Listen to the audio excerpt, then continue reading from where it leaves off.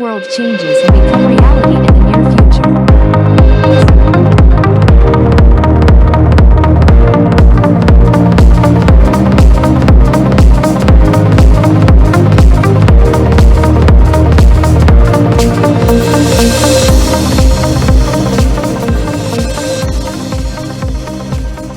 Welcome, bienvenue, marhaba bikoum. Today is Monday, December 10, 2029. You are watching the Africa Finance Report. I'm your host, Eric Mboua.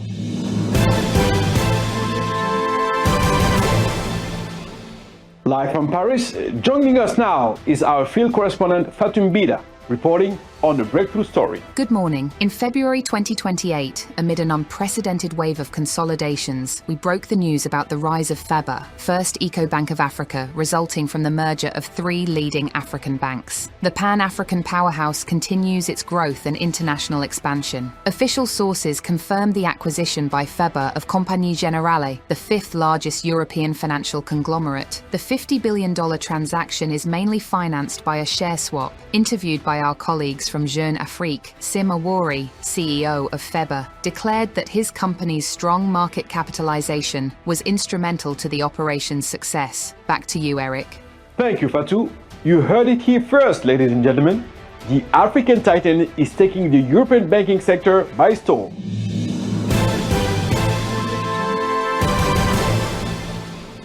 Our next report brings us back to Casablanca, where we witnessed last Thursday a historic milestone tower integrating Africa capital markets. A report by Kenza Alawi. Indeed, Eric. The buzz surrounding the first IPO on the Africa Stock Exchange is still loud. Biakudi, the newly listed Nigerian fintech startup, has raised more than $250 million. During the opening bell ceremony, Felix Senhaji acknowledged the African Exchange's linkage project for paving the path to this achievement. Thank you, Kenza. Hopefully, the launch of the African Stock Exchange will foster intra-African investment flow.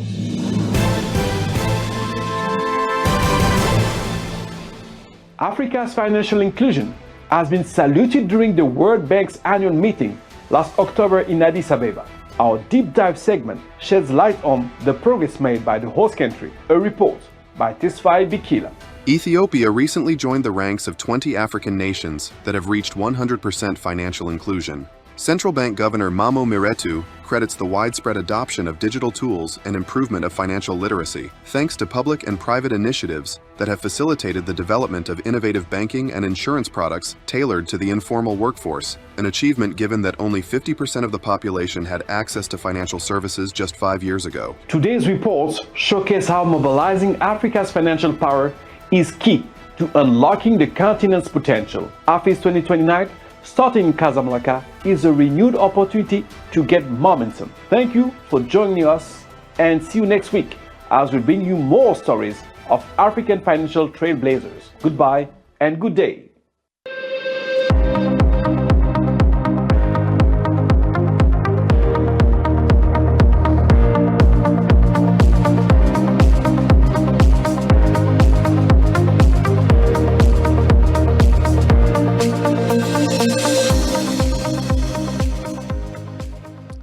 Back. Retour vers le futur. Pour présenter la 8e édition de l'Africa Financial Summit. Ce voyage a quelque peu heurté ma voix, je m'en excuse.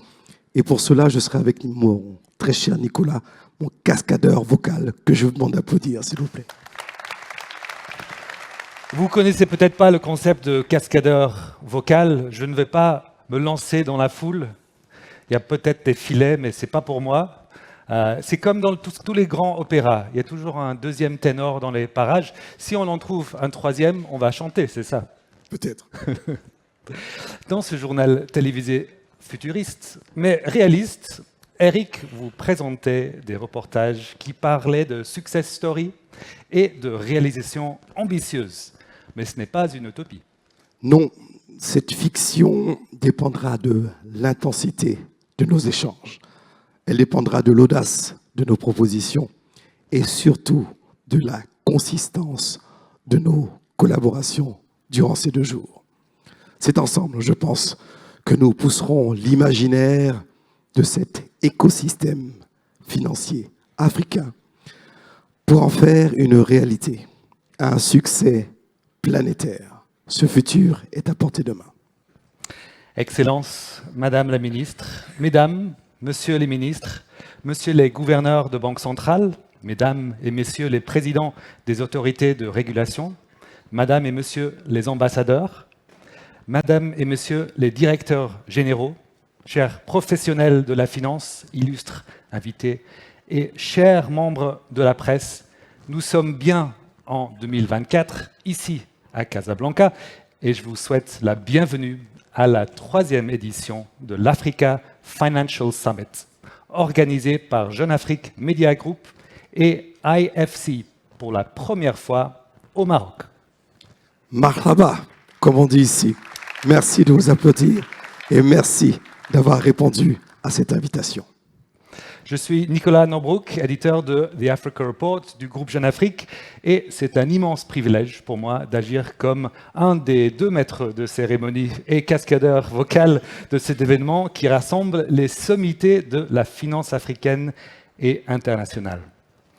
Cette année, le thème principal de la FIS nous invite à redéfinir la finance africaine face à un monde en pleine transformation, dans un contexte où l'instabilité et les bouleversements sont devenus la norme et où la résilience est une seconde nature, l'objectif est clair, transformer les crises en opportunités durables.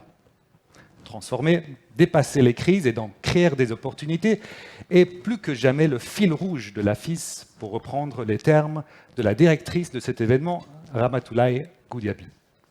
Cette plateforme unique en son genre rassemble les décideurs publics, les gouverneurs de banques centrales, les opérateurs financiers et les champions de la FinTech, pour réfléchir ensemble aux stratégies nécessaires pour booster la croissance des industries financières du continent.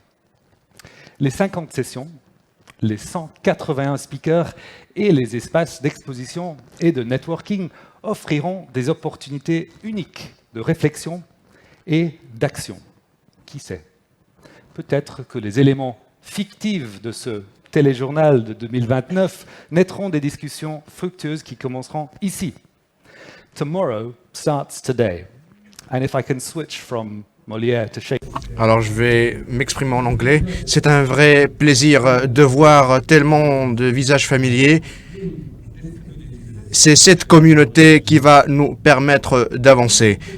Cérémonie d'ouverture, nous aurons le plaisir d'entendre 3 allocutions avant d'ouvrir le panel inaugural qui sera suivi d'une présentation du baromètre de l'industrie que nous clôturerons par une intervention scientifique d'un illustre universitaire bien connu de la FIS.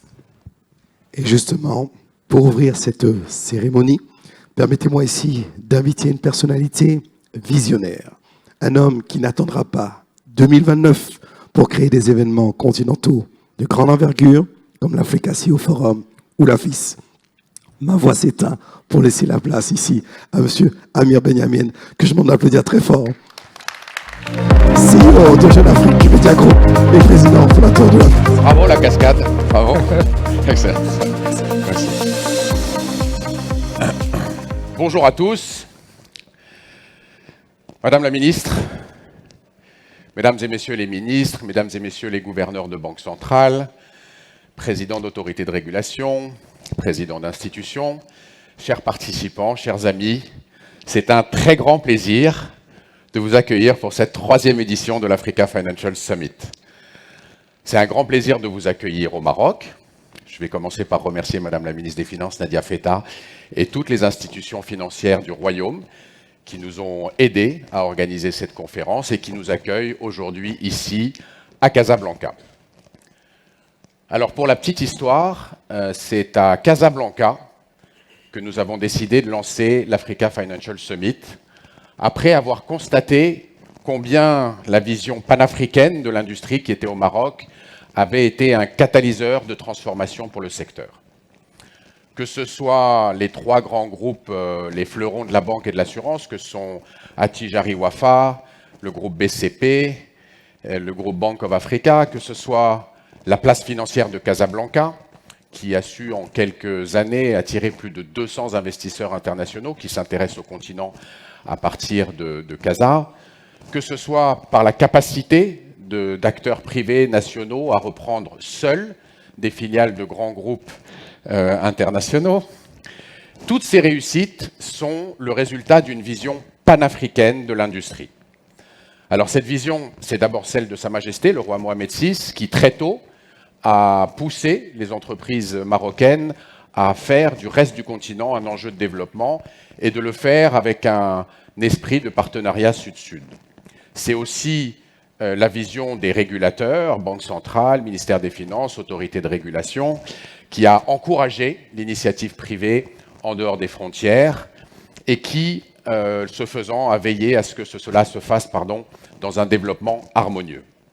Et donc le résultat est incontestable. En moins de 20 ans, le Maroc est devenu un des piliers de la scène panafricaine dans le domaine de la finance.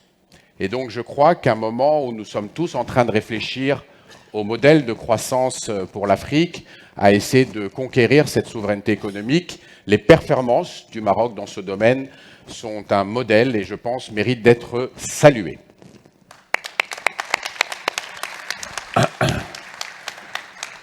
Alors la vision panafricaine de l'industrie, c'est bien sûr tout l'ADN de l'Africa Financial Summit.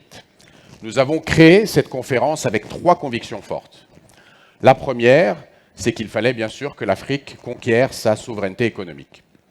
La deuxième, c'est que l'industrie la plus importante pour y arriver, c'est l'industrie financière, celle qui finance la croissance du continent, celle qui finance le secteur privé, les infrastructures, celle qui est un levier pour l'inclusion financière.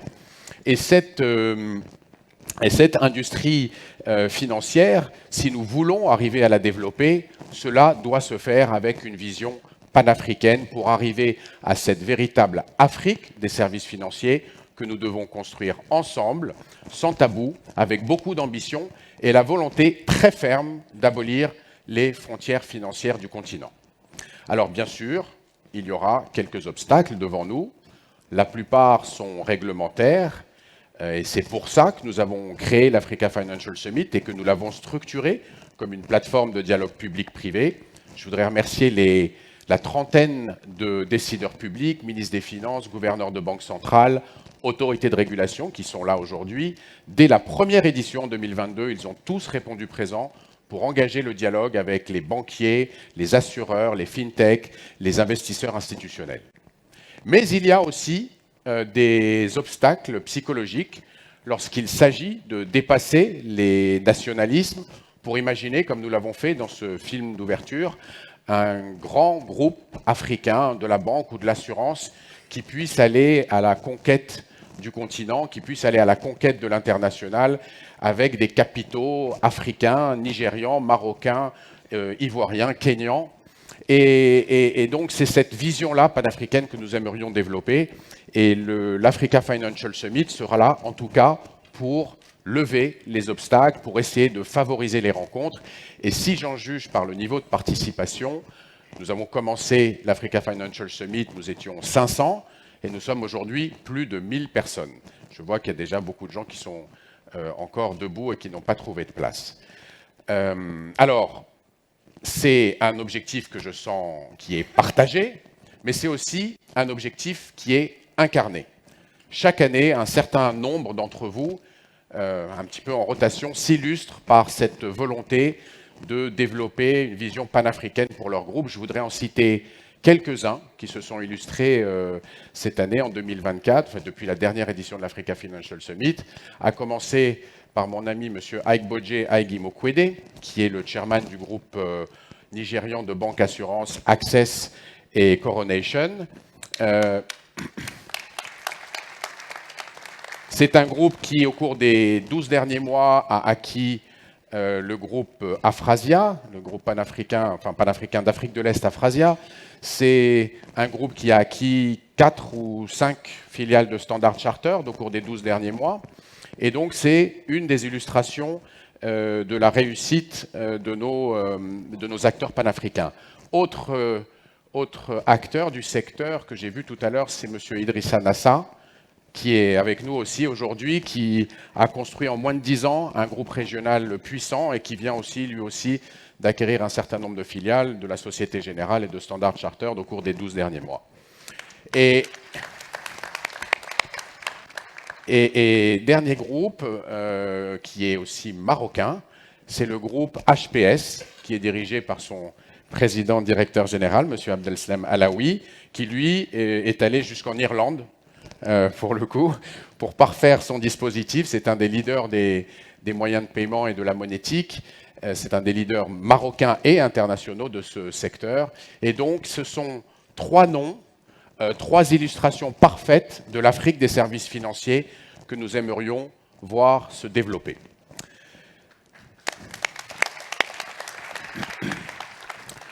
Alors, je ne vais pas prendre trop de votre temps, simplement vous dire que nous avons structuré un programme assez chargé, très intense, plus d'une 50aine de sessions, comme on vous l'a dit au début, structuré autour de 3 fils rouges. Le premier, c'est bien sûr ce sujet de la consolidation et du développement de nos champions régionaux et continentaux. Je voudrais juste vous donner un petit ordre de grandeur.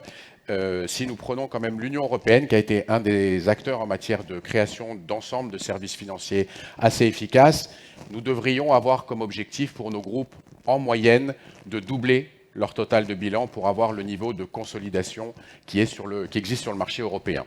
Donc ça, c'est un des objectifs qu'il faudra essayer de tenir dans les années à venir.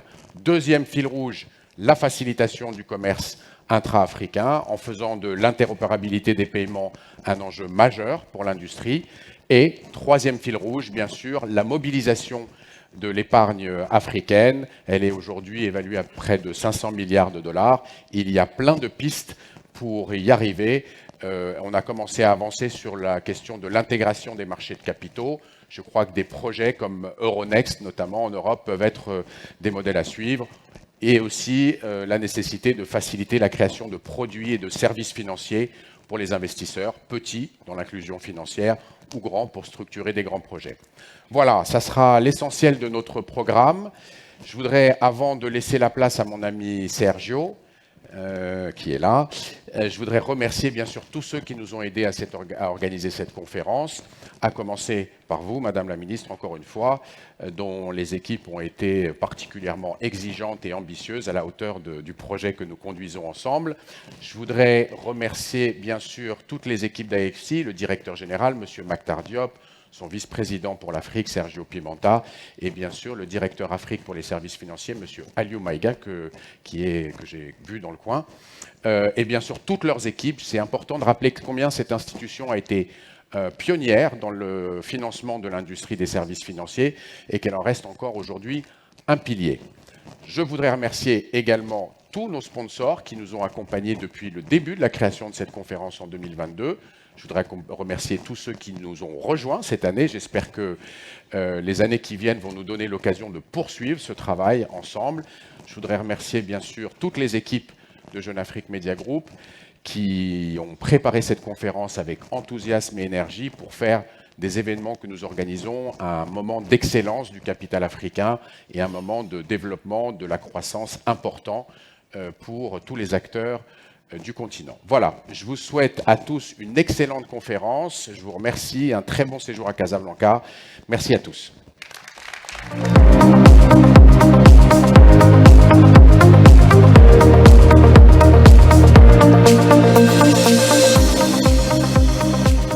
Merci Monsieur Benyamet pour ces précisions qui donnent le cap à cette édition.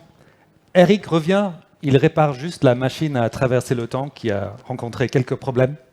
On a entendu l'importance des partenaires qui permettent le succès de ce rendez-vous, en particulier un acteur incontournable dans le financement des économies en Afrique et qui contribue au changement et à l'inclusion financière. Il accompagne l'AFIS depuis le début à titre de co-organisateur avec ses équipes mobilisées et un leadership visionnaire. Il est un véritable catalyseur de réussite. Madame et Monsieur, merci de recevoir le vice-président Afrique de l'International Finance Corporation, Monsieur Sergio Pimenta.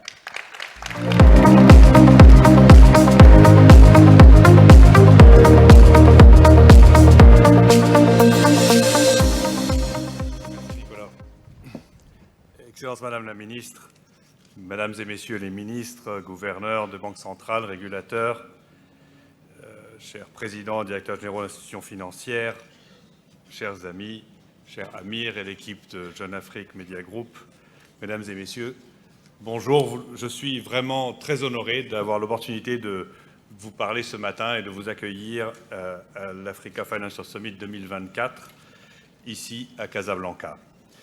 Cette année, comme Amir nous l'a rappelé, nous avons le privilège de recevoir plus de 1000 personnes qui viennent des 4 coins du continent et même d'au-delà, et qui représentent vraiment l'ensemble de l'industrie financière africaine. Cette participation illustre le dynamisme et la diversité de ce secteur financier.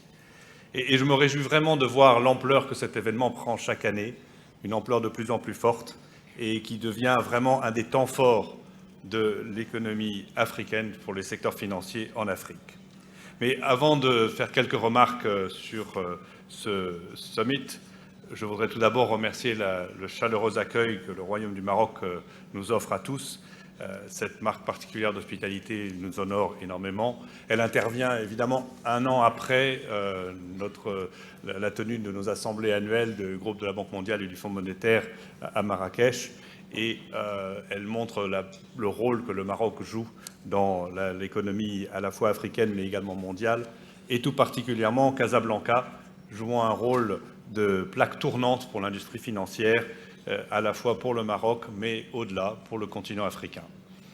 Donc nous sommes très très honorés et très contents d'être là, et le Maroc est un partenaire pour l'AFC depuis de nombreuses années. Nous sommes présents ici depuis plus de 60 ans maintenant. Et donc cette Africa Financial Summit vraiment offre l'opportunité et une occasion unique de renforcer notre collaboration avec vous tous, nos partenaires ici présents, et de développer de nouvelles idées, des nouvelles idées pour soutenir vraiment la trajectoire de développement du continent en s'appuyant sur un écosystème financier très solide. Mesdames et Messieurs, je voudrais commencer peut-être faire une réflexion sur comment on aborde la discussion du secteur financier. Est-ce qu'on fait partie des optimistes ou est-ce qu'on fait partie des alarmistes? Et les alarmistes ont quelques arguments en ce moment, il faut le rappeler, que ce soit les taux d'intérêt élevés, que ce soit la volatilité des échanges commerciaux et celle des devises également qui perdurent, mais également le fait que, et ils nous le rappelleront les alarmistes, que la valeur totale des opérations de capital investissement en Afrique est tombée à son niveau le plus bas depuis plus de 5 ans, ce qui est assez alarmant. Mais en même temps, regardons un peu ce que nous disent les confiants. Et les confiants, eux, regardent l'opportunité que propose la numérisation, l'innovation, l'émergence de nouveaux acteurs, et Amir l'a bien rappelé, de champions africains qui sont de plus en plus actifs, de plus en plus efficaces sur le continent. Je regarderai également au niveau des confiants que l'on peut souligner que l'investissement privé en Afrique reste très robuste et reste proche des records historiques de 2021, même si un peu plus bas, malgré des conditions de marché qui sont très difficiles. Également, les confiants regarderont les opportunités offertes par l'intégration régionale. Et j'ai bien aimé, évidemment, le 2029. Je pense que d'ici là, nous avons un peu de travail, mais ça nous montre vraiment la direction où nous devons aller. Donc voilà. Alors, je ne sais pas, dans la salle, si vous vous sentez du côté des alarmistes ou du côté des confiants. Je peux vous dire que du côté de la SFI, nous sommes confiants. Nous sommes confiants parce que nous croyons fermement à la résilience du continent et à sa capacité à innover.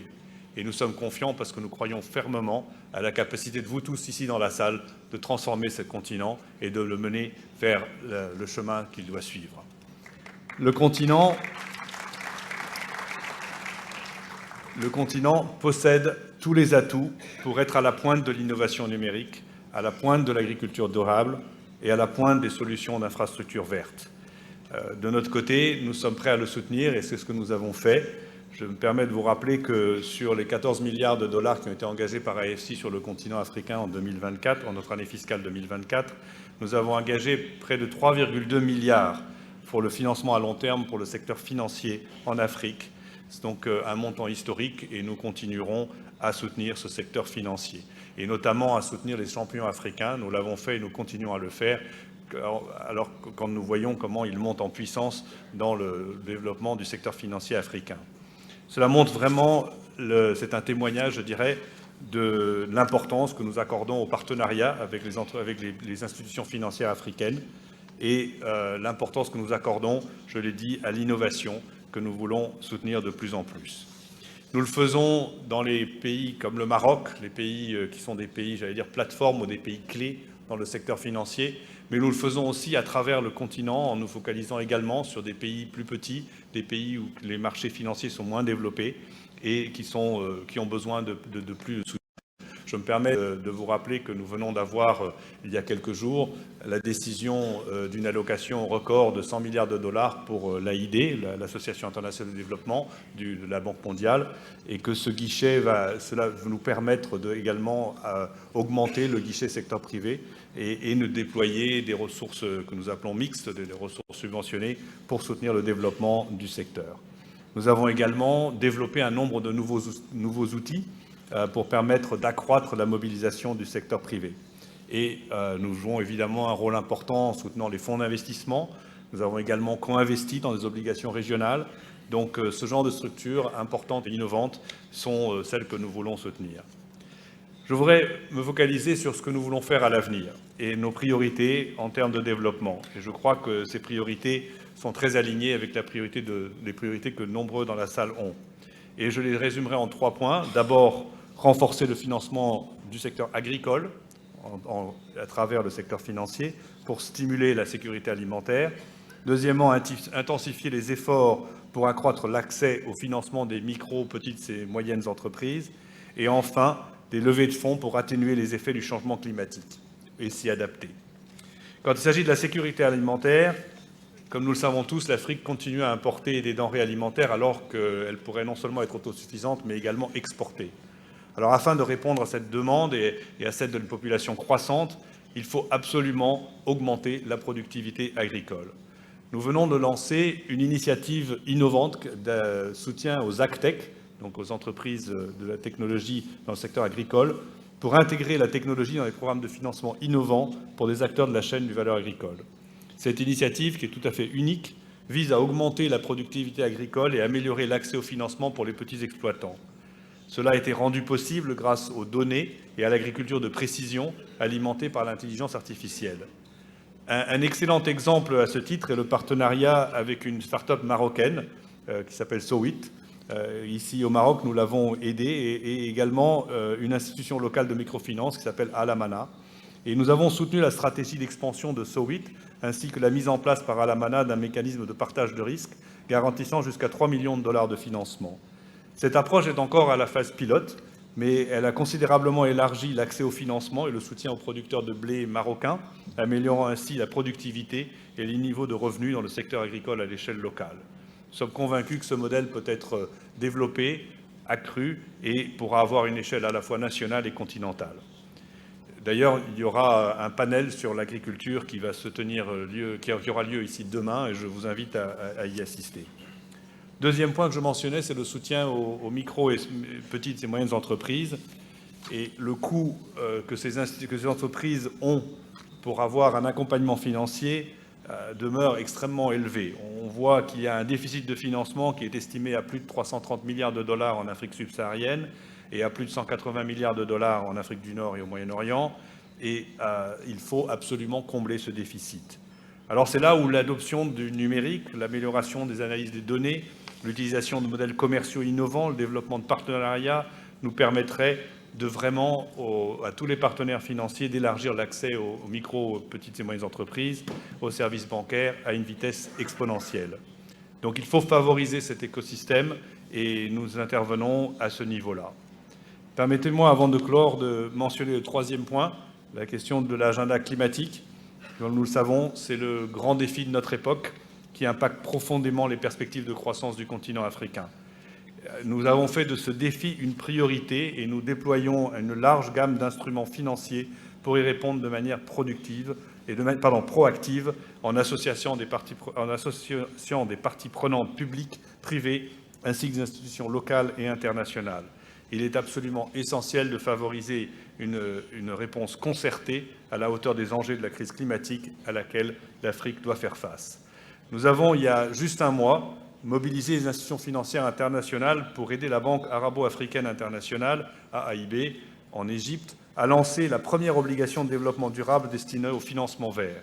Ce projet vise à accroître l'efficacité énergétique industrielle, les projets d'énergie renouvelable à petite échelle et les bâtiments écologiques. C'est une opération de 500 millions de dollars et qui est la plus grande obligation de développement durable émise par une banque privée en Afrique. Donc, mesdames et messieurs, en conclusion, et comme l'indique le thème de l'AFIS de cette année, le moment est venu de pleinement mobiliser l'industrie financière africaine. Cela nécessitera l'engagement total de toutes les parties prenantes, de vous tous, ici dans cette salle, décideurs politiques, régulateurs, fonds publics, banques commerciales, fintech, institutions de microfinance, assureurs, capital risque, bourses, et je suis sûr que j'en oublie, et vous êtes tous ici présents et nous comptons sur vous. Nous voulons travailler avec vous et je vous encourage vivement à participer activement aux différentes sessions que l'AFIS offre pour partager vos idées et vos expériences, échanger de points de vue et préoccupations et lancer des initiatives et programmes innovants pour bâtir l'écosystème financier durable auquel nous aspirons toutes et tous. Pour la SFI, les 2 prochains jours représentent une opportunité excellente d'écouter nos clients, nos partenaires, de vous écouter tous, d'engager avec vous et de préparer notre programme de l'avenir, celui que nous voulons déployer sur l'Afrique. Nous voulons connaître vos priorités, nous voulons connaître vos préoccupations et faire tout ce que nous pouvons pour y trouver de façon conjointe des solutions. Je me réjouis vraiment de ces 2 jours. Je vous remercie encore une fois de votre attention et je vous souhaite une excellente AFIS 2024. Merci.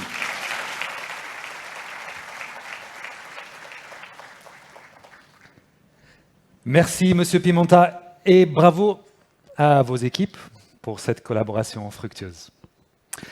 Après 2 éditions à Lomé, avec la présence effective du président de la République du Togo, et une édition virtuelle dans le contexte du Covid, nous sommes heureux de nous retrouver pour cette édition dans la capitale économique du Royaume du Maroc. C'est un plaisir maintenant d'entendre l'allocution de Madame la ministre de l'Économie et des Finances, Madame Nadia Feta, que je vous invite à applaudir bien chaleureusement.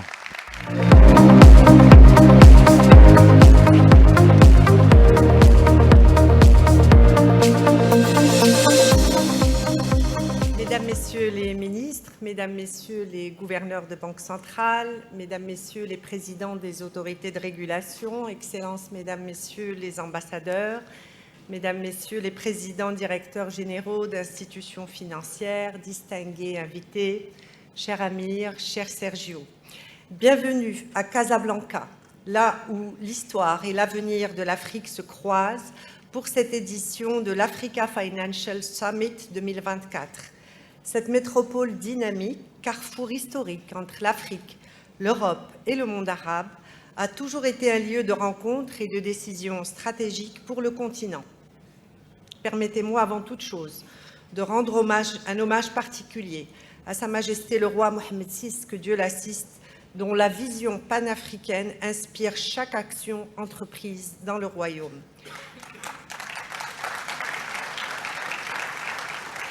Sous le leadership de Sa Majesté le roi, que Dieu l'assiste, le Maroc ne prétend pas être le centre de l'Afrique, mais aspire à être au cœur de chacun de ses citoyens en partageant une ambition commune, bâtir un continent prospère, juste et durable. Dans ce contexte, la finance joue bien entendu un rôle incontournable. La tenue de ce sommet, ici, et la présence de plus d'1 millier de participants venus des 4 coins de l'Afrique et du monde témoignent de cette dynamique collective et de notre engagement profond envers un avenir meilleur pour notre continent. Plus encore, votre présence et votre engagement reflètent parfaitement l'esprit de l'AFIS, transformer nos institutions financières pour mieux servir les aspirations de nos populations. Pour atteindre ces objectifs, nous devons donc penser comme des matériaux composites, combinant souplesse et solidité. Souplesse pour laisser circuler les flux économiques, financiers et humains qui dynamisent nos économies.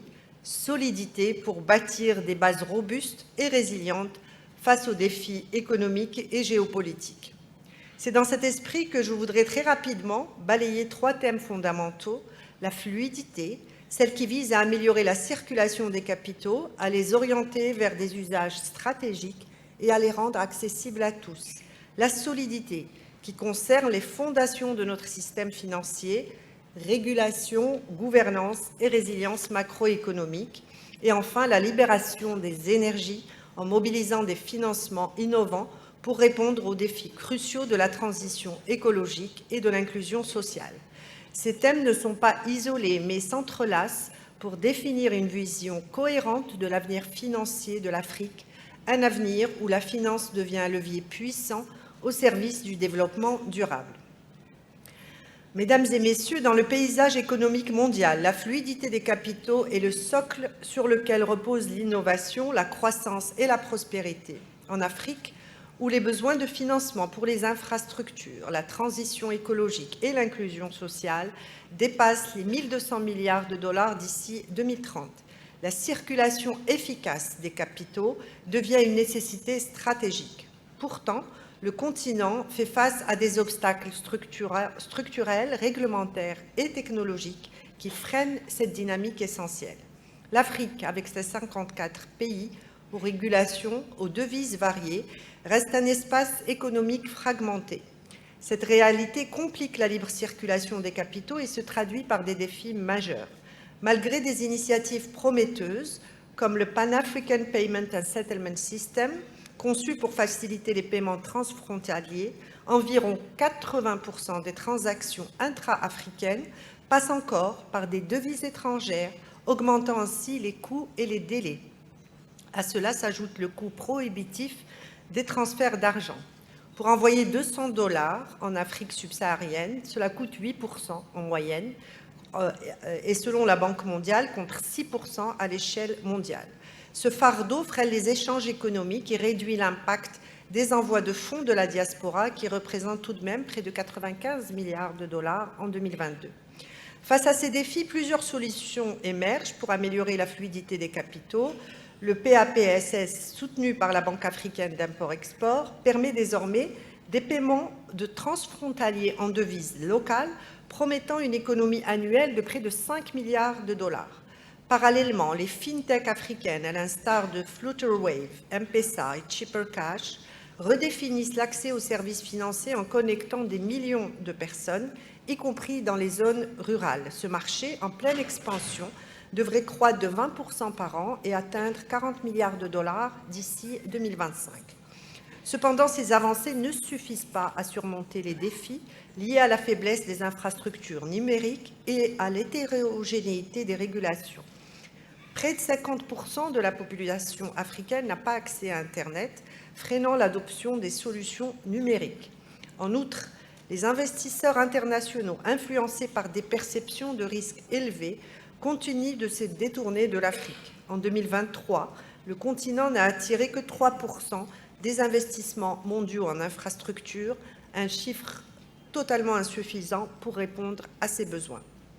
Pour transformer ces contraintes en opportunités, des initiatives intégrées sont nécessaires.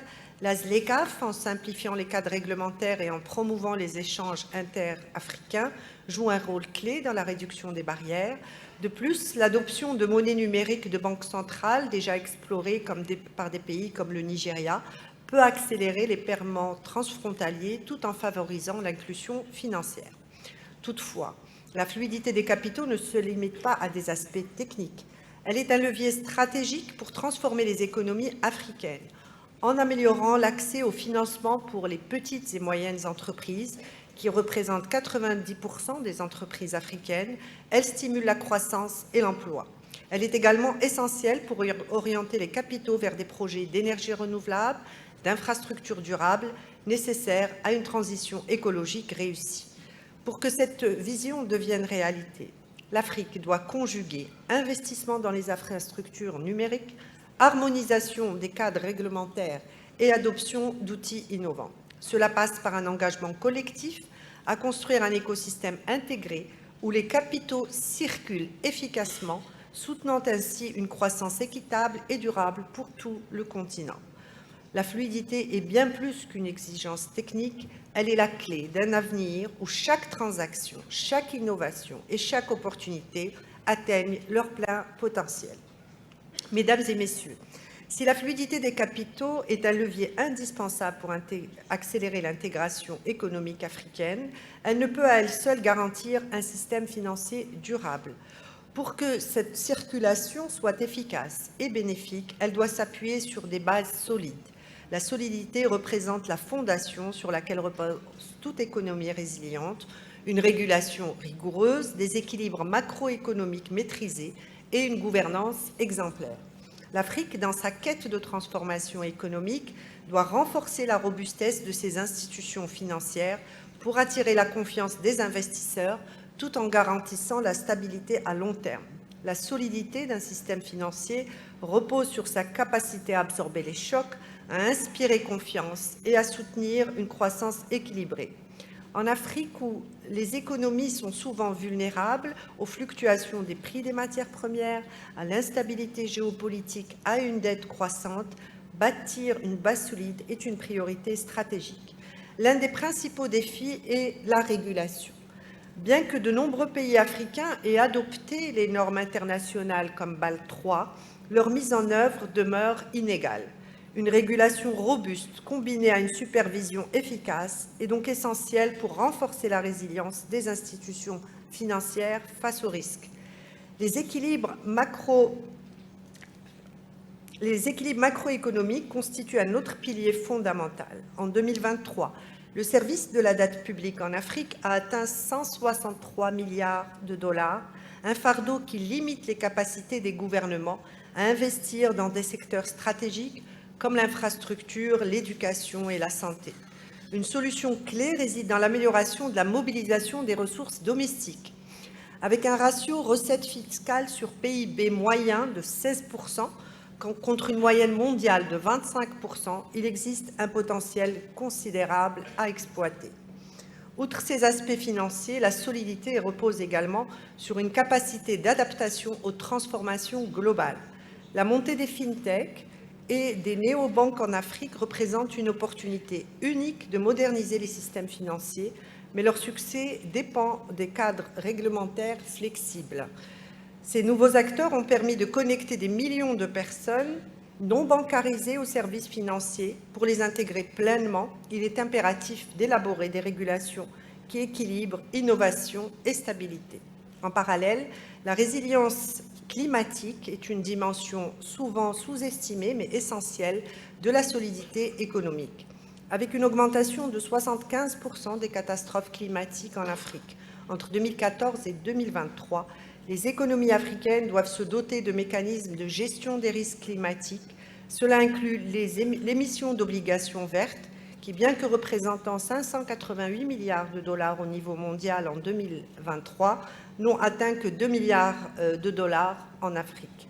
En renforçant les cadres pour financer des projets d'infrastructures vertes, les pays africains peuvent à la fois protéger leurs économies et attirer les investisseurs soucieux de durabilité.